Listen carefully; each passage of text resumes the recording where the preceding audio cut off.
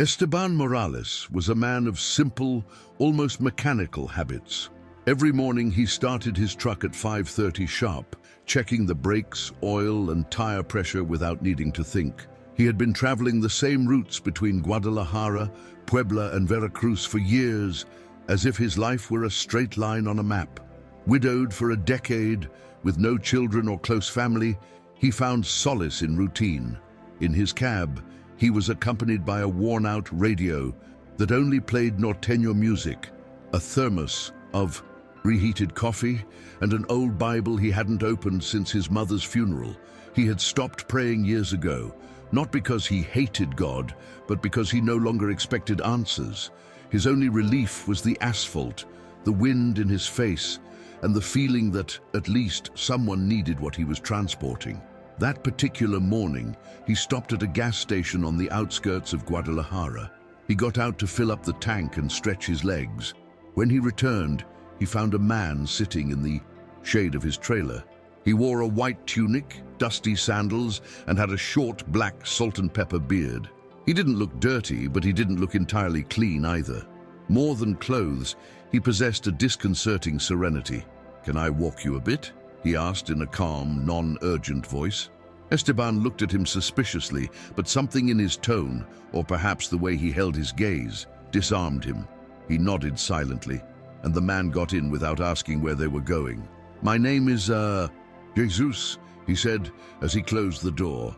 Esteban thought he was crazy, but as he started the car again, he couldn't help but glance at him. There was something off about that guy, something he wasn't sure if it made him uncomfortable or reassured him. For the first few kilometers, Esteban remained silent.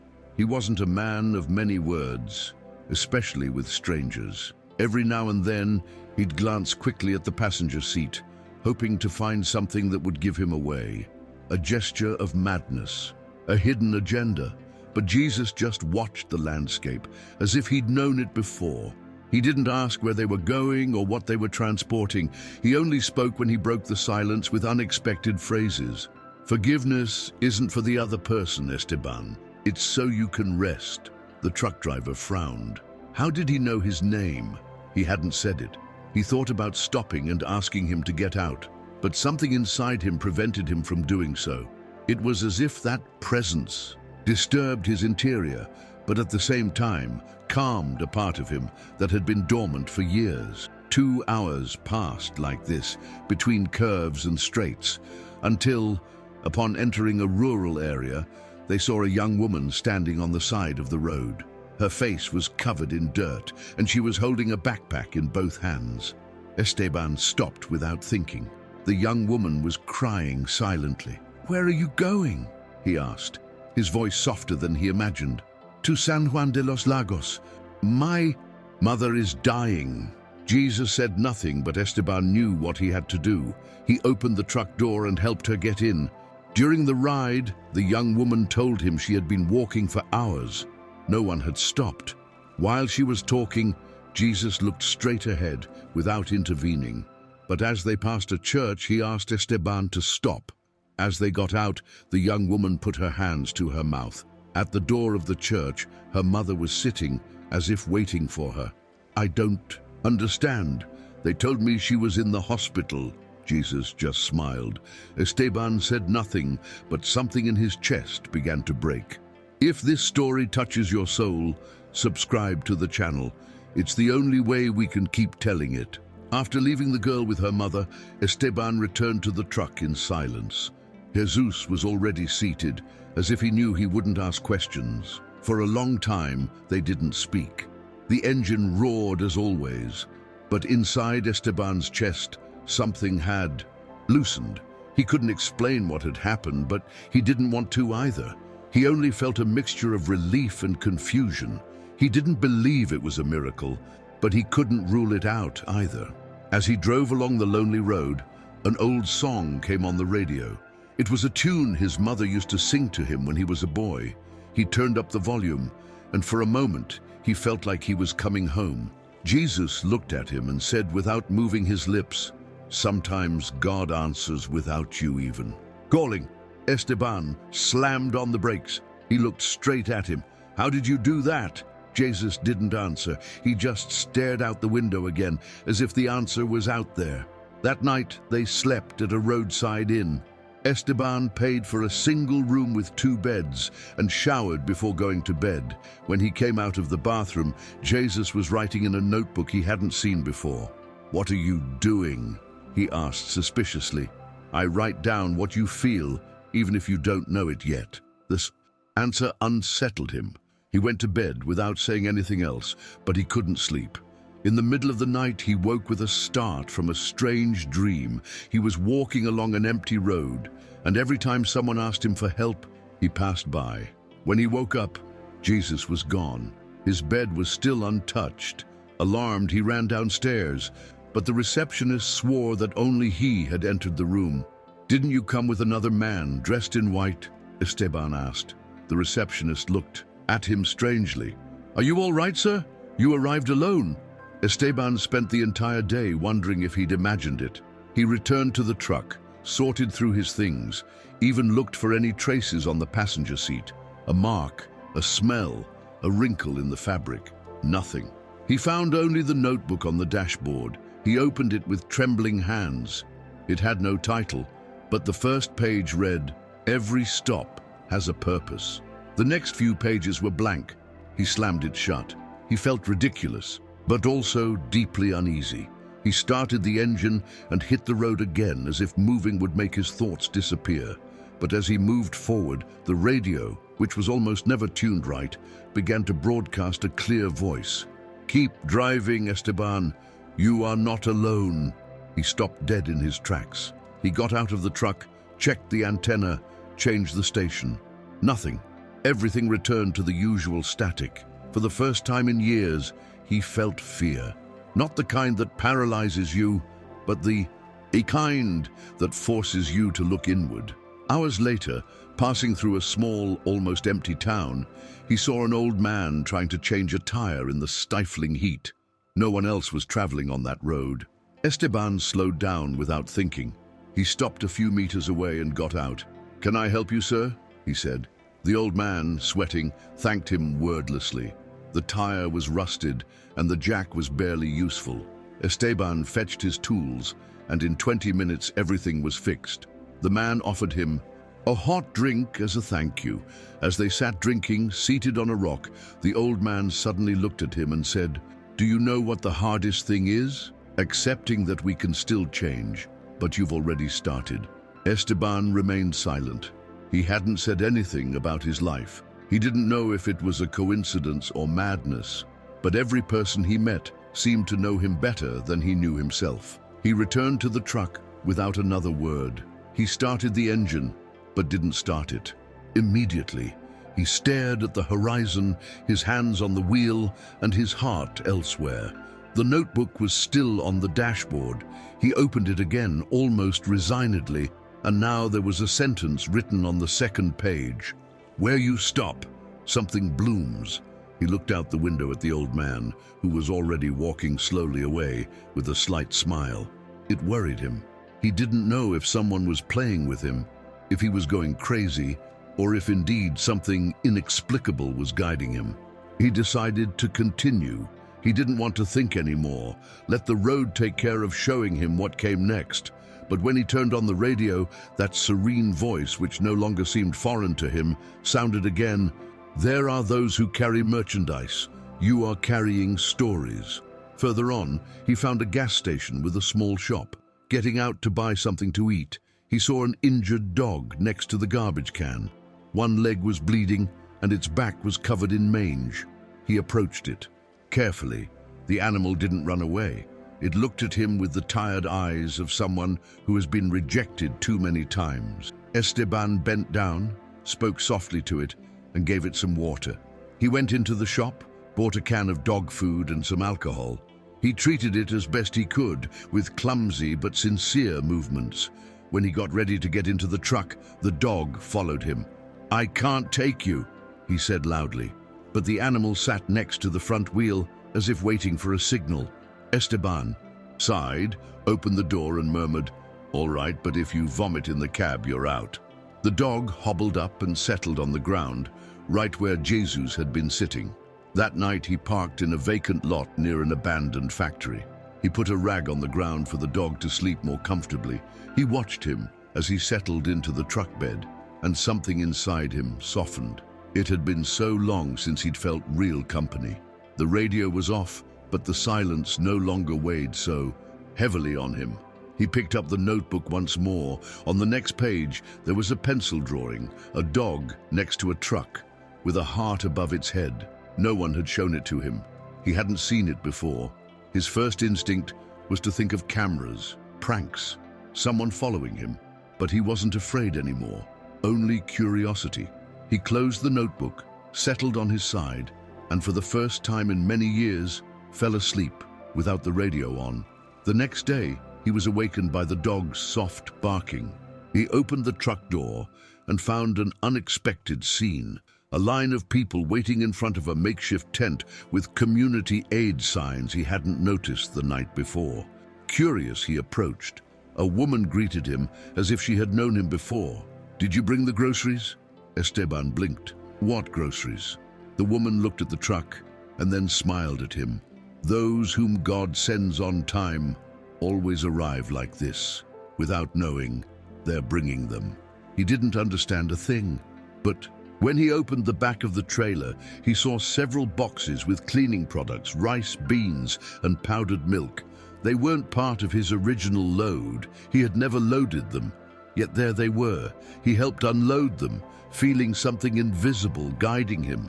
And when he finished, the woman gave him a gold medal with an engraving that read, "Messenger without knowing it." As he returned to the truck, the medal still in his hand, he felt a strange mixture of relief and bewilderment. He had never been a man of symbols or mysteries, but that feeling of being in the right place at the right time overwhelmed him. He sat behind the wheel and stroked the dog's head, which looked at him as if it knew more than he did. He opened the notebook with trembling hands. On the next page, he found a short sentence. "When you don't know what to do good." It was unsigned. He closed his eyes and thought of his mother. She used to say something similar every time he, as a child, got into trouble. Help first, ask questions later. Perhaps that's why, without fully understanding what was happening to him, he decided to keep driving, not because of destiny or work, only because of the need to continue what he had started. Do you feel something reading this? Then subscribe and share. This channel needs your help to continue spreading hope. Hours later, while crossing a mountainous stretch, he found a woman crying next to a stopped car. The windshield was broken and she was holding a small girl. Esteban jumped out of the truck without thinking. The woman was in shock. She didn't speak, just hugged her daughter tightly. The car had hit the rock and no one else was there. "Are you all right?" he asked gently. The girl nodded, but the mother remained silent. Esteban offered them water, helped them sit in the shade, and called 911 on his old cell phone, which barely had a signal. While he waited, he realized he couldn't leave. He stayed with them until the ambulance arrived. As the paramedics took the woman away, she squeezed his hand tightly and said softly, "You're an angel, aren't you?" Esteban didn't know what to say. He just pressed his lips together and felt a lump in his throat. After the accident, Esteban spent several more minutes staring at the empty road. The silence of the place was different. It wasn't loneliness, it was something akin to gratitude. He got into the truck, petted the dog, and started the engine. The notebook was still on the dashboard. He opened it again with fear and anticipation. This time there wasn't a sentence, but a drawing. The same woman with the girl holding hands, smiling. The lines were simple, childlike, but they conveyed something profound. He didn't know who drew those pages or how they appeared, but each one resonated with what he was experiencing. He was beginning to accept it without needing to explain. For the first time in a long time, Esteban smiled. Not effusively, but with that smile that comes when you feel useful, when you begin to remember who you are. Further ahead, around a sharp bend, he saw Jesus again. He was sitting in the shade of a tree, his white tunic covered in dust and his sandals worn. Stephen braked sharply and jumped out. "Where have you been?" he asked, unaware of the urgent tone in his voice. Jesus looked at him calmly. "You just needed to walk a little." He got into the truck without another word and settled into the same seat as before, as if he had never left. The dog sniffed him and then lay down at his feet, completely calm. Stephen resumed the road, and for the first time, he felt truly accompanied. He didn't ask where they were going or how far it was. He just drove. Jesus spoke little, but each word seemed to reach corners of Stephen that he didn't even know. The heaviest loads aren't always in the back seat, Stephen. Sometimes they're in the chest. And he, not fully understanding, nodded. That afternoon, they arrived at a small town, one of those you don't see on maps, and where the days seemed to stand still.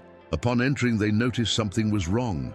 The streets were empty, the blinds lowered, and only muffled murmurs could be heard in the distance. Esteban slowed down. In front of the main square, an elderly woman hurried up. "Do you have any water?" she asked, agitated. He shook his head, but Jesus got out and touched his shoulder. "We can help." The woman took them to a makeshift shelter where dozens of people were taking refuge. After a fire had destroyed several homes, Esteban didn't know what to do, but without thinking, he began distributing the little he had in the truck: forgotten bottles, emergency food, even water from his own thermos. Seeing his gesture, other neighbors were encouraged to come out and help. Within a few hours, the silence of the town turned into the bustle of reconstruction. While they carried bricks, put up tarps, and offered hot soup, Jesus mingled among the people without standing out. Sometimes he was just another volunteer. Other times, he seemed to disappear completely. Esteban, for his part, found himself carrying more than materials. He brought words of comfort, played music from his radio, and made the children laugh. At the end of the day, a girl handed him a drawing made with dirty crayons. It was him, with wings on his back and a light on his chest. "My grandmother says you're an angel who came in a truck." Esteban smiled, moved. He saved the drawing in his notebook, which, when he opened it again, revealed a new phrase: "What you give stays, what you sow flourishes." That night, he slept on the shelter floor, surrounded by strangers who now treated him as if they were part of them. And for the first time in years, he didn't feel cold. The next day, as the sun barely peeked over the town's scorched rooftops, Esteban said goodbye to the people who had adopted him for the day. Before leaving, a woman handed him a small wooden cross with his name engraved on it. "So you'll remember that you too were saved here." He put the cross away along with the medal, the notebook, and the drawing. His truck, though lighter, seemed fuller than ever. Jesus reappeared, sitting in the passenger seat, looking out the window as if he'd known everything before. "Sometimes you have to get lost to find yourself," he said simply. Esteban nodded. He was no longer arguing. He was no longer questioning. He felt something profound shaping him from within. And although he didn't understand the reason for it all, he did know that he didn't want to go back to the man he'd been before this journey. On the highway, a few kilometers from leaving the town, they found an overturned pickup truck with two men trapped. Esteban braked quickly. One of them was bleeding from the forehead. The other was trying to get out but had a leg trapped. Without thinking, he got out with a metal bar and began to pry. Jesus also approached, but didn't touch anything. He just stared at the injured man with profound calm, as if his mere presence was enough to ease the pain. Esteban managed to free the man as other vehicles stopped to help. When the first responders took control of the situation, one of the injured men, still dazed, took Esteban's hand and said, "You didn't come alone. There was a light behind you, as if someone was pushing you." Esteban didn't respond. He just looked at Jesus, who was already walking back to the truck. And for the first time, he didn't doubt what he had seen. His heart still racing from what he'd experienced, Esteban returned to the road with his hands firmly on the wheel, but his mind elsewhere. The dog, asleep on the floor of the cabin, seemed oblivious to everything, although deep down, he too was part of this new destiny. The notebook lay open on the dashboard. On the new page was a single word written in firm handwriting: presence. He read it several times, as if he could find a hidden meaning. Presence of whom? God's? Jesus? His own? Maybe all of them. While he was thinking about this, his gaze shifted to the rearview mirror, and for a second, just a second, he saw his mother smiling at him from the back seat. He turned immediately, but no one was there. He took a deep breath. He was no longer afraid. If it was his imagination, welcome. If it was real, welcome too. Hours later, they went into a diner to get something to eat. The place was modest, with worn wooden tables and old photos on the walls. An elderly woman served, alone, with a quiet kindness. Jesus asked for water. Esteban ordered tacos and coffee. While they were eating, a man came in shouting, drunk, demanding money and pushing chairs. The owner confronted him firmly, but not violently. Esteban stood up to intervene, but Jesus put a hand on his arm and said, "Look." Within seconds, the man began to cry. He collapsed into a chair and muttered, "I have no one." The owner, instead of kicking him out, served him a plate of hot food. Jesus smiled at Esteban. Sometimes the best response isn't strength, but bread. On the way back to the truck, Esteban said nothing, but before driving off, he took out an old notebook and began to write, "Today, I understood the power of not judging." From that day on, writing became part of his routine. Every night before going to sleep, wherever he stopped the truck, he would take out his notebook and his notepad. One spoke to him, the other listened. He wrote down everything, the phrases, the encounters, the glances that shook him for no apparent reason. He was no longer the same man who only recorded deliveries, kilometers, and liters of diesel. Now he wrote about what he felt, what he learned, what he didn't understand, and that, without knowing it, was also a way of healing. At a forgotten gas station, he found a teenager cleaning his windshield. His eyes were empty of hope. Esteban got out, offered him food, and they talked for hours. The boy confessed that he was fleeing from a gang. "I have nowhere else to go." Without thinking twice, Esteban took him to the shelter in the previous town, where he knew he would be welcomed. Before getting out, the boy left him a white feather. "My mother used to say that angels leave feathers." That night, Jesus didn't appear. The passenger seat remained empty the entire way. Esteban felt neither fear nor sadness, only a kind of serene confidence, as if he already knew what to do. As he continued down the road, the radio came on again without warning, a lullaby his mother used to sing to him. His eyes watered, but he didn't slow down. Instead, he hummed the tune softly. He was no longer looking for answers. He just wanted to continue sowing what he was reaping at each stop: humanity. In the notebook, a new page appeared with a question. Who were you before you forgot that you were light? That night, he wrote for over an hour. When he closed the notebook, the dog curled up at his feet, and Esteban, for the first time in decades, dreamed of his childhood without feeling sadness. At dawn, Esteban stopped in front of a field of sunflowers. It wasn't part of his route, but something in the landscape forced him to slow down. He got out of the truck, sat on the hot hood, and simply looked. He didn't think about anything. He just breathed. It was as if his body needed to assimilate everything he had experienced. Beside him, the dog rested peacefully, as if also understanding the moment. Across the road, a boy was selling bags of sweet bread. He approached timidly. Esteban bought 3, even though he wasn't hungry. "Why are you always alone?" the boy asked without malice. Esteban hesitated before answering, but then said, "Because I forgot I could have someone." The boy nodded as if he understood too much for his age, and before leaving he said, "Not all angels have wings. Some drive trucks."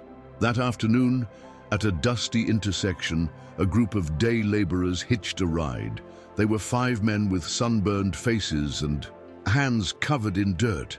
They wanted to reach a ranch several kilometers away, but no one would give them a ride. Esteban braked and opened the back of the truck. They gratefully climbed in. During the ride, they spoke little, but as they got out, One of them handed him a small cloth bag embroidered with the words, "Thank you for stopping." Inside was a white stone and a sunflower seed. Esteban didn't ask anything. He kept the gift with the others. Every object he received, no matter how insignificant, seemed to tell a part of his own story. That night, in his notebook, a drawing appeared. Him, surrounded by all those people he had helped, forming a circle, and in the center, a shining heart. "Light returns where it was shared," read the phrase at the bottom of the drawing. At one of his next stops, Esteban arrived at a small town where a local fair was being held. Children running with balloons, a band playing, and the smell of roasting corn in the air. He decided to stay a while. He bought some lemonade and sat on a bench. Next to him, an old woman was selling ceramic figurines. She offered him one free of charge, a small truck with hand-painted wings. "I dreamed it last night," she said. "I knew you would come." Esteban looked at her in surprise. He didn't want to ask any more questions. He carefully put the figurine away. The dog, as always, lay down at his feet. Minutes later, a woman approached him holding a baby. "Is that Esteban?" He nodded, puzzled. "My husband says you saved his life when the car overturned. He hasn't stopped talking about you." She handed him a handwritten letter. It read, "Thanks for stopping. I thought no one would." That night he returned to the truck feeling part of something he didn't understand, but no longer needed to explain. On the road, as the sun was setting, he saw a figure in the distance. It was Jesus, walking along the bank as if waiting to be picked up. Stephen didn't hesitate. He braked, opened the door, and said with a smile, "Are you tired of walking alone?" Jesus got in without a word. He settled in as always, calm, serene. There was no chatter at first, just the sound of the engine and the wind hitting the windows. Finally, Jesus spoke. "You have sown much, Stephen, but there is a field still waiting for your hands." The truck driver didn't ask which one. He just nodded, as if he already knew. That night they slept in an open field, surrounded by trees. Jesus made a small fire, and they sat in silence, sharing bread and coffee. It was the simplest and, at the same time, the most filling dinner Stephen had ever had in his life. The next morning, Stephen woke up before the sun. He watched Jesus asleep by the extinguished fire, with the dog curled up beside him. There was something profoundly human in that image. He no longer saw him as a madman or an apparition. He saw him as someone who was teaching him without teaching. He got up slowly, walked to the notebook he had left inside the truck, and opened it. A new phrase appeared in fresh ink. "Don't drive today, sow today." At first, he didn't understand, but after walking a few meters, he found a vacant lot filled with trash right at the entrance of a small community. He returned to the truck, took out his emergency tools, and began to clean. One by one, neighbors approached, first curious, then helpful. By noon, the land was clear. Someone brought seeds, others tools. By evening, where there had once been debris, there were furrows ready for planting. Jesus watched from a rock, saying nothing. At the end of the day, Stephen approached him, covered in dirt and sweat, but light-hearted. "I've never planted anything," he said. Jesus replied, "And yet you do it every day." That evening, the entire village gathered for dinner in front of the new community garden. Stephen was the guest of honor, though he didn't understand it that way. To him, he had only done what felt right, but the children gave him drawings. The adults hugged him as if he were one of their own. The notebook was still inside the truck. When he opened it, he found a page filled with small signatures and messages, as if each person had left a part of themselves there. He cried silently, not from sadness, but from something deeper, belonging. After so many years, he felt part of something real again. As they left the town the next day, Stephen didn't feel like he was leaving. He felt like something of him was staying there. The truck's wheels turned smoothly as if the vehicle's weight had lessened. Jesus rode beside him, silent with a calm smile. The dog, his faithful companion, slept at his feet. As they drove on, they passed an abandoned church. Jesus asked him to stop the truck. "There's something you must see." They got out together. The place was covered in dust and vines, but it retained a quiet dignity. As he entered, Stephen noticed that, above the altar, there was a cross with his name carved into it. "This can't be," he murmured. Jesus approached, placed a hand on his shoulder and said, "Sometimes the soul knows where it has been before the footsteps." Stephen fell to his knees, not understanding why he was crying. It wasn't pain. It was a reunion with something forgotten, with himself. On the way back to the truck, he felt such an intense calm that it was hard to think of anything else. As he drove, Jesus told him stories of other walkers, of ordinary people who had decided to stop and help. All of them, without knowing it, changed someone's world, he said. Esteban glanced at him and asked, "And me? Have I changed anything?" Jesus answered without hesitation, "You've changed everything you touched with love." That phrase echoed in his mind for miles. When he reached a fork in the road, Esteban stopped. It was the road to Puebla, his original destination. But there was also another road, longer, more uncertain. He looked at Jesus. There were no words, just a look that said, "You choose." Esteban put on the blinker, turned onto the unfamiliar road, and tightened his grip on the wheel. He was no longer looking to arrive. He was looking to continue planting. The new road was narrower, with less traffic and wilder landscapes. But it also had an air of mystery that didn't intimidate, but rather invited. For hours, Esteban didn't find anyone. No stations, no cars, no signs, just curves, trees, and open sky. But he didn't feel lost. On the contrary, every kilometer affirmed that he was right where he was supposed to be. At dusk, he spotted a solitary house with a dim light on. He decided to stop. He knocked on the door, and an elderly woman with white hair and a lively gaze greeted him without surprise. "We were waiting for you," she said simply. Inside, a group of people sat around a table. No one asked his name. No one seemed surprised by his arrival.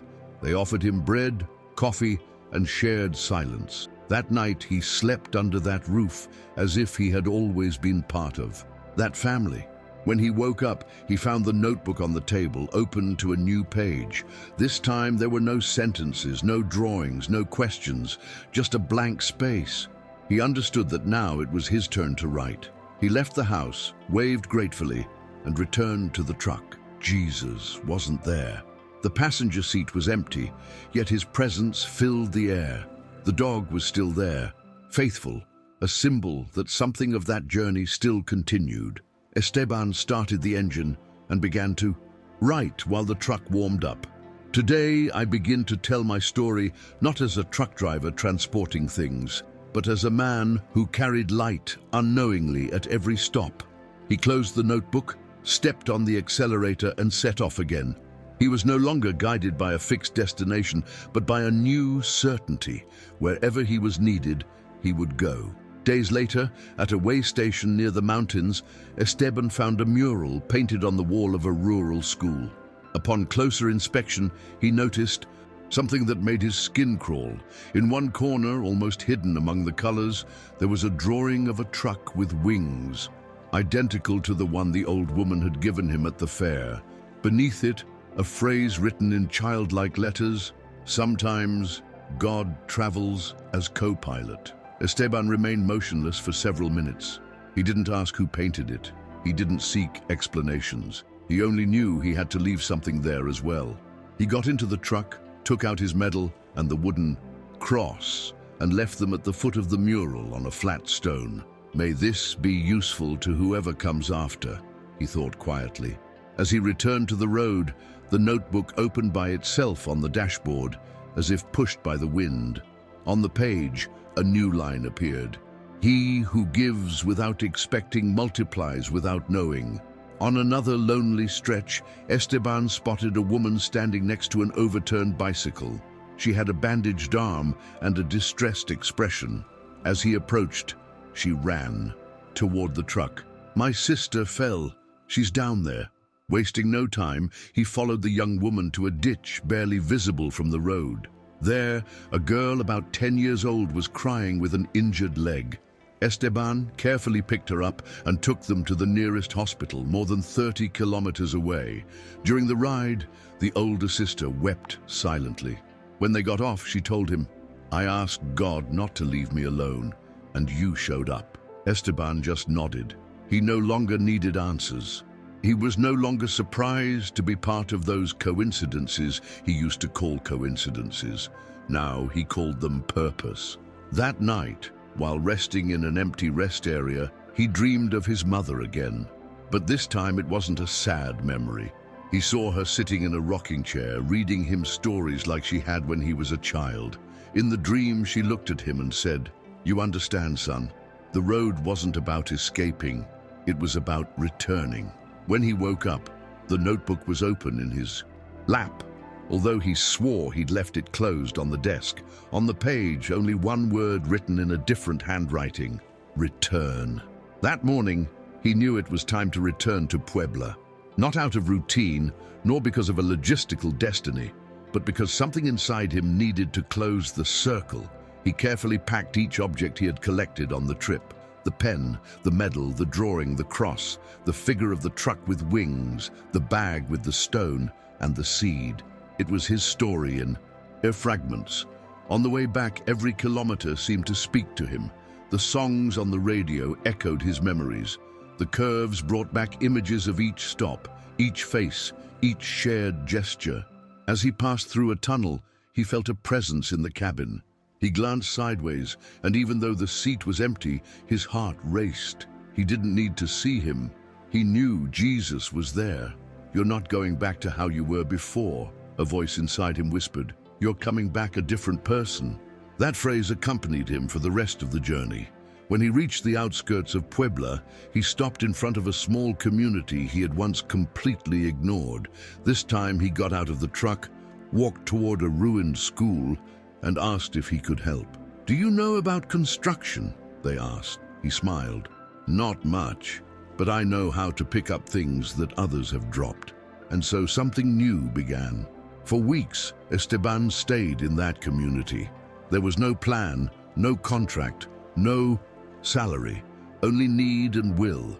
He repaired roofs, painted walls, organized games with the children, and helped set up a small library with books donated by neighbors. The dog became the local mascot, always hanging around among laughter and tools. The truck, once a symbol of their loneliness, became a meeting place. It was there they prepared food to share, where they wrote messages of hope on sheets of paper that they then hung on ropes in front of the school. One day, a little girl asked him, "Are you the angel Jesus sent?" Esteban didn't know what to say. He bent down, smiled at her, and replied, "I don't know if I'm an angel, but I came because someone taught me to stop." One Sunday, while resting under a tree, he opened his notebook for the last time. Every page was full, phrases, drawings, names, places. He went through it one by one, remembering each encounter. When he reached the last page, he noticed something different, an envelope stuck to the paper. He opened it carefully. Inside was a letter. It wasn't signed, but he recognized the handwriting. "Stephen, every step you took was guided, not by me, but by what was always within you. I only walked beside you so you would remember. Light doesn't come from outside. It's born in those who stop, look, and love. You no longer need to seek me. Now you are the one who guides." He closed the notebook with unshed tears. It wasn't sadness. It was a peace so deep it hurt. He understood that Jesus would no longer appear as before, because he was no longer needed. His presence lived in every gesture, in every action, and Stephen, the man who had forgotten the faith, was now the one lighting candles on dark roads. Over time, Esteban's story began to circulate among the villages, not because he told it, but because those who encountered him felt something different when they were near him. Some called him the truck driver of hope. Others said he had a look of heaven. He wasn't interested in titles. He continued, doing what he felt, stopping when others passed by. In each village, he looked for what he could sow: food, tools, words, or simply time. He had understood that sometimes the most valuable thing isn't what you take, but what you're willing to leave behind. Even his truck, once polished and tidy, was now full of traces, paint smears, children's drawings on the cabinets, a sign hanging on the windshield that read, "Today we sow." One day, he received a letter with no return address in a recycled paper envelope. Inside, a single line, "Your seed reached us." It said no more, but that was enough to confirm what he already sensed. Good multiplies in silence. He returned to the mural of the winged truck and found 3 children touching it up. One of them told him, "My mom says you passed by here a long time ago and that everything changed since then." Esteban didn't respond. He just gave them new paintbrushes and sat down to watch. In the distance, the dog barked, as if it knew it was a time to move on. They climbed into the truck, honked and resumed their journey. In the rear-view mirror, he saw the sunflowers growing along the side of the road, right where he had left a seed earlier. He smiled silently, because he understood, now more than ever, that even when no one is looking, some things flourish because they have been planted with love. One morning, stopping in a community affected by a recent storm, Esteban volunteered to help rebuild a bridge connecting 2 rural areas. For 3 days, he worked through the sun and rain, side by side with young people who had never held a shovel. He didn't talk to them about faith or miracles. He spoke to them about responsibility, about not passing by, about looking out for others. Upon finishing the work, one of the boys said to him, "I never knew my father, but I wish he was like you." Esteban hugged him without a word. That night, the notebook reappeared on the blackboard with a fresh page. "When you heal others, you heal the child you once were." He closed his eyes, and for a moment he felt like that child again, the one waiting for someone to stop for him. In another town, he was invited to speak at a high school. He resisted at first, but accepted. He didn't bring a speech. He told only one story, his own. He talked about his mother, the forgotten Bible, his first encounter with Jesus at the gas station, the notebook he wrote alone, and the dog that never left him. The students listened in absolute silence. When he finished, one raised his hand and asked, "Do you believe miracles still exist?" Esteban looked at the young man, thought for a few seconds and replied, "Yes, but not like lightning bolts from heaven. A miracle is when someone stops. A miracle is seeing someone who no one sees." The room erupted in heartfelt applause, not for a hero, but for an ordinary man who had decided to change. As he left the school, several boys hugged him, and among them, a girl handed him a new drawing, a heart, with wheels and wings. "You are a rolling angel," it said at the bottom. The following days passed among winding roads, isolated communities, and simple gestures. Esteban had become an expert at detecting where a word, a screw, a glance was needed. He didn't need a planner or a GPS. He trusted his intuition, that inner voice that had awakened since that first, "Can I walk you a bit?" He stopped in front of elderly people with heavy bags, single mothers with sick children, farmers asking to borrow tools. He didn't expect gratitude. Sometimes he didn't even stay to see the result. But as he walked away, something told him that the world had changed a little, just because he had stopped. In his personal notebook, he no longer wrote doubts or questions. He wrote names, places, moments, as if he were creating his own map of miracles. One evening, while she was making coffee at an old station, a woman approached her with a letter in her hand. "Are you Esteban Morales?" she asked. When she confirmed, he handed her the envelope and left without further ado. Upon opening it, she found a note that read, "Thank you for saving my daughter. Today she is a doctor and helps others like you helped me." She didn't remember exactly who it was, but she did remember carrying an injured girl one rainy afternoon. She smiled. She folded the letter and put it away with the others. Looking toward the horizon, she saw a line of children playing at being trucks with wings. One of them was wearing a cape made from a towel, shouting, "I am Esteban, the one who helps everyone." Her heart sank, not out of nostalgia, but from the certainty that he was no longer an invisible man. His story was telling itself, on the lips and in the games of those who had once felt his presence. In another remote region, Esteban arrived at a town that had lost its only ambulance months earlier. People walked for miles to reach a clinic, and urgent cases were seen too late. Upon learning this, Esteban made a decision he hadn't considered before. He unloaded everything he was carrying from his truck, removed shelves, cleaned the interior, and offered it as community transportation. For 2 weeks, he transported sick, elderly, and pregnant women without asking anything in return. He was nicknamed the Ambulance of Faith. A nurse told him, "It doesn't have a siren or lights, but it arrives with God." That night in his notebook he wrote, "Today I understood that serving isn't giving what you have left over, but making space, even if it costs you." And in the notebook, a new phrase appeared: "Where there is space, a miracle is born." Upon returning from one of those trips, he found a letter taped to the truck's windshield. It was from a boy who had accompanied his grandmother to the hospital thanks to him. "When I grow up, I want to drive like you, but not to carry things, but to bring hope." Esteban felt a lump in his throat. That boy hadn't just understood what he was doing, he'd understood why. That same night, Jesus appeared again in his dreams.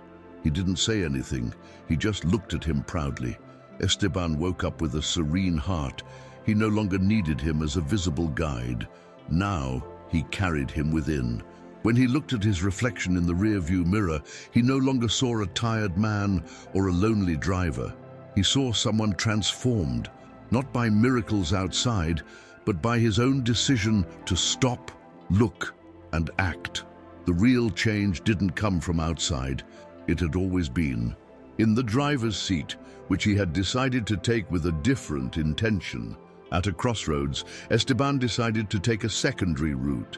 He didn't know exactly where it would lead, but he trusted it. At the end of the trail, he found a small indigenous community living almost in isolation. The truck attracted the attention of the children, who surrounded it with shouts and laughter. An older man approached him respectfully and said, "No one comes this far without a purpose." For days, Esteban helped build a well, repair roofs, and teach the young people how to operate machinery. In gratitude, they gave him a hand-woven blanket with symbols representing road, water, and light. That night, as he covered himself with the blanket to sleep, he felt a special warmth. It was as if this community had wrapped him not only in wool, but with belonging. In the notebook, without him opening it, a word appeared embroidered between the pages: root. As they left, the children ran after the truck, waving handkerchiefs and throwing flowers in the air. Esteban wept silently as he watched their faces fade away in the mirror. It wasn't sadness, it was gratitude. He had arrived without warning and was leaving behind something immeasurable, a bond. Further along, as he parked next to a viewing point, he sat on a rock and reviewed the objects he had saved throughout the trip. Each one had a name, a face, a story. He spread them all out on the ground, one by one, like pieces of a puzzle. And then he understood. He was no longer the same person who had left Guadalajara. He no longer looked for Jesus outside, nor did he need signs to know what to do, because the miracle hadn't been finding him. The miracle had been his conversion. In every gesture, every step, every decision not to pass by, he had transformed himself into what he had always sought. As time passed, Esteban began to notice something new in those he met. They no longer asked him where he came from, but how they could help as well. His presence sparked action. A woman who hosted him ended up organizing a support network among neighbors. A young mechanic to whom he told his story began offering free repairs to those who couldn't pay. A priest in a forgotten village converted his chapel into a shelter for migrants.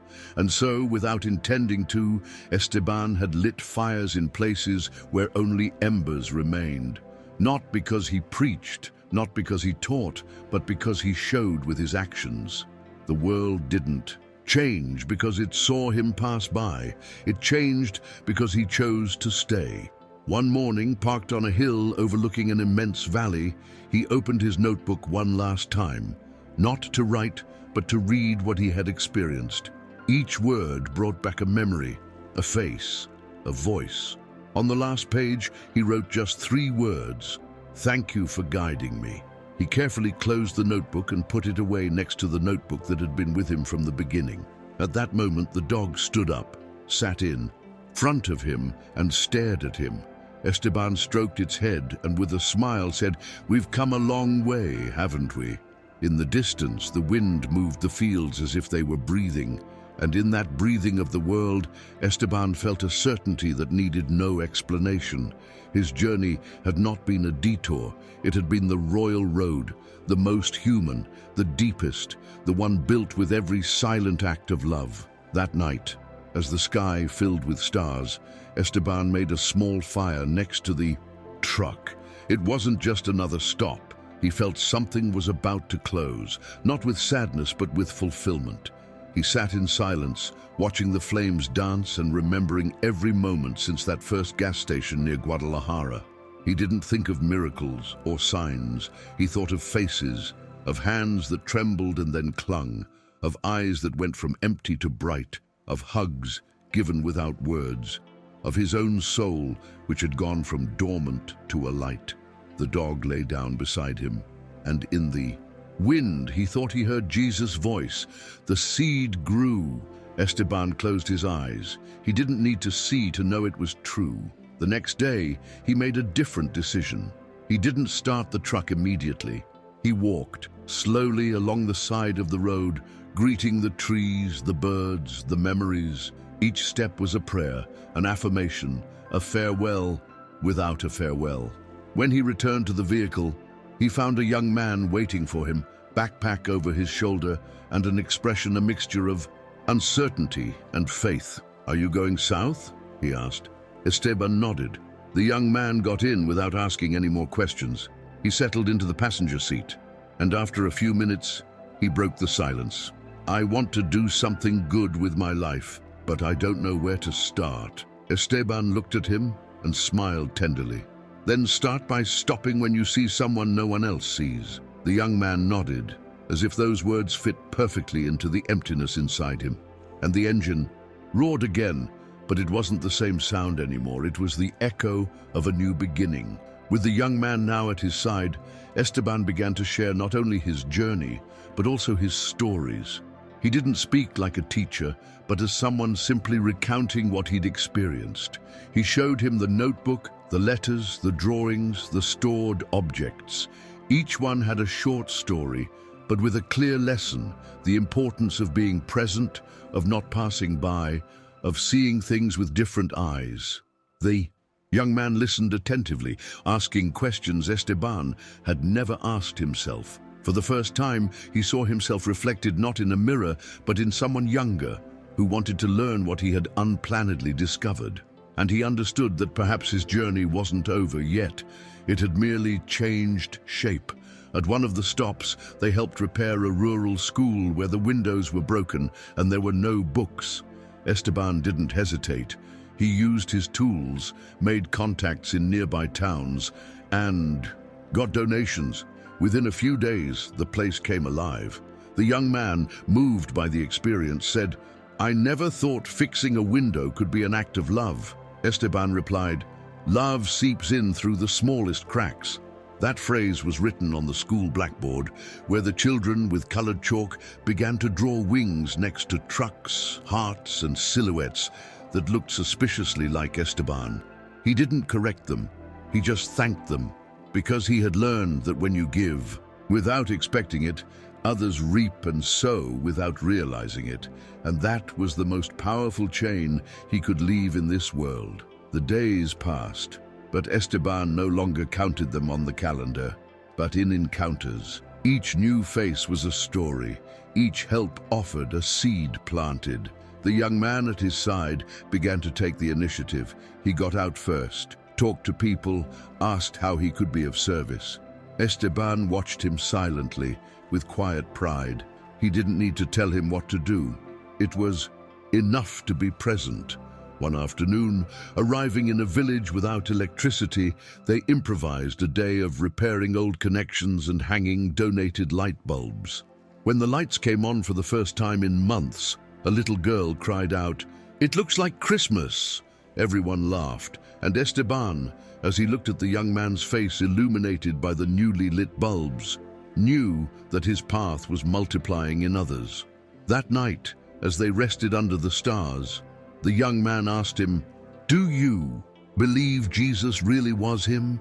Esteban didn't answer immediately. He looked at the sky, thought about the first time he saw him at the gas station, the white robe, the phrases, the disappearances, the dreams, and finally he said, "I don't know if it was Jesus, but he showed me how to live again, and that for me was already a miracle."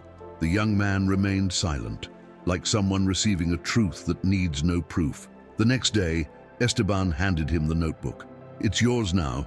Fill it with whatever you feel." The young man hesitated. "And you?" Esteban smiled. "I've already learned what to write.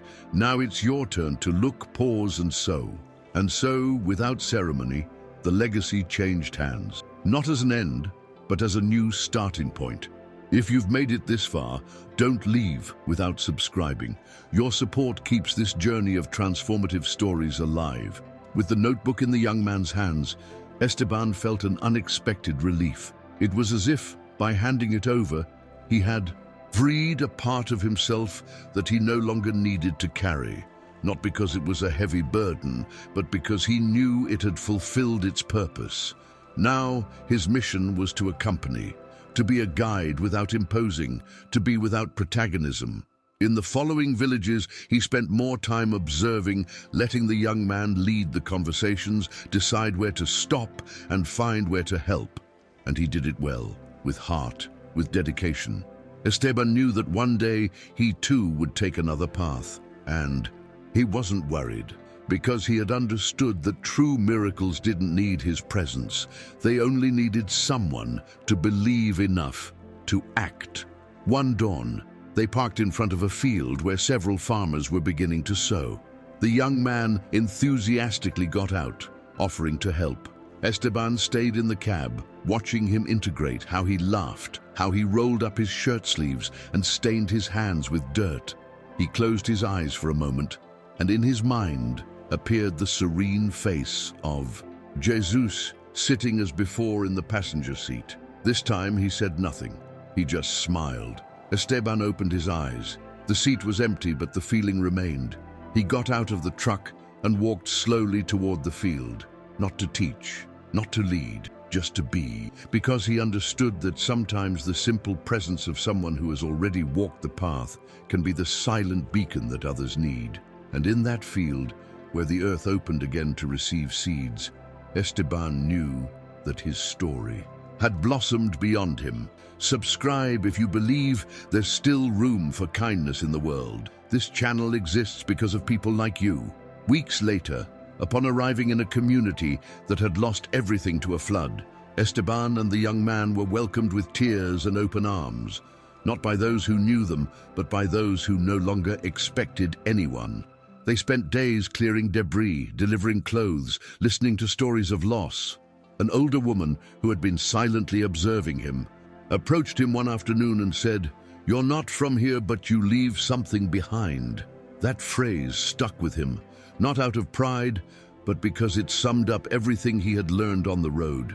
It wasn't necessary to belong to transform. It was enough to look, touch, and be present. That night, as the fire illuminated the tired but hopeful faces of the neighbors, Esteban wrote on a loose piece of paper, "For the first time in a long time, I didn't come to change the world. I came to keep it from being the same." The next day, the young man proposed staying there longer. Esteban looked at him tenderly. "It's your trip now," he said. They embraced like father and son, like master and apprentice, like equals. Esteban returned to the truck, now emptier than ever, and unexpectedly lighter. He drove for hours, without a destination, only with the certainty that wherever he was needed, he would know. At a high curve, he stopped to look at the horizon.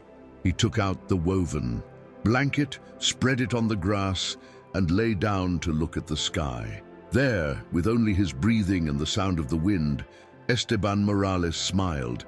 There was no noise, no words, no miracles, only the peace of one who knew how to stop when no one else would. And that, he understood now, had been his true mission from the beginning. When Esteban woke up, he felt the warm sun on his face and a strange urge to get back on the road. He didn't know how much longer he'd continue driving, but it didn't matter. His route was no longer a line on a map. It was a map in his soul. Each town he left behind wasn't a fulfilled destination, but a shared history. He no longer waited for signs. He was the sign.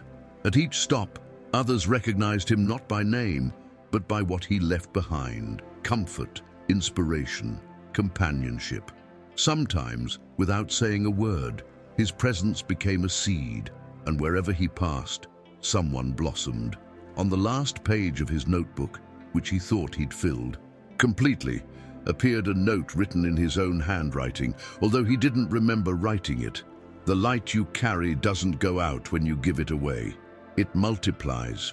He read that sentence with moist eyes, and he knew that if one day he were no longer here, his path would continue in others. In every child who played at having wings, in every young person who helped without being seen, in every old person who smiled when they saw a white truck arrive in the middle of the dust. Because Esteban Morales' journey wasn't his own. It belonged to all those who decided, like him, to never pass by again, and so ended the journey of one who set out without faith and returned as light. Esteban Morales, the truck driver who one day picked up a stranger at a gas station, discovered that miracles don't just fall from the sky. They are born when someone decides to stop. He was no longer a driver nor a seeker. He was a messenger of hope, not in words, but in actions. And every route he took from that moment on would be guided not by GPS, but by something much more powerful: the certainty that a single gesture can transform the world. If this story touched you, subscribe now. It's thanks to you that we can continue sharing these silent miracles.